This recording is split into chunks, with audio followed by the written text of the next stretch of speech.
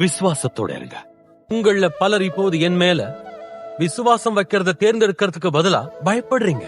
ரவி, எங்க விசுவாசத்தை அதிகப்படுத்துங்க. யூதா, கடுகு விதை அளவு விசுவாசம் உங்களுக்கு உண்டாகிருந்தால் நீங்க இந்த காட்டத்தி மரத்தை நோக்கி நீ வேரோடு பிடுங்கி கடல்ல நடப்படுவாய்னு சொல்ல அது உங்களுக்கு கீழ்ப்படியும். எவனாகிலும் இந்த மலையை பார்த்து நீ பெயர்ந்து சமுத்திரத்திலே தள்ளுண்டு போன்னு சொல்லி தான் சொன்னபடியே நடக்கும் அவனோட இருதயத்துல சந்தேகப்படாம விசுவாசிச்சா அவன் சொன்னபடி ஆகும்னு மெய்யாக உங்களுக்கு சொல்றேன். நீங்க ஜெபம் பண்ணும்போது எதை கேட்கிறீங்களோ பெற்றுக்கொண்டீங்கன்னு விசுவாசியுங்க. அப்போ அதை பெற்றுக்கொள்வீங்க.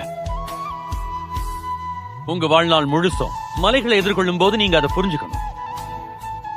ஆண்டவர் மேல விசுவாசத்தை வச்சு அவருடைய வாக்குத்தத்தங்கள் மேல நம்பிக்கை வச்சு உங்களுடைய சொந்த விருப்பத்திற்கு பதிலா உங்க வாழ்க்கைக்காக அவருடைய விருப்பத்தை தேர்ந்தெடுத்தா விசுவாசமானது கொஞ்சம் இருந்தா கூட போதும்.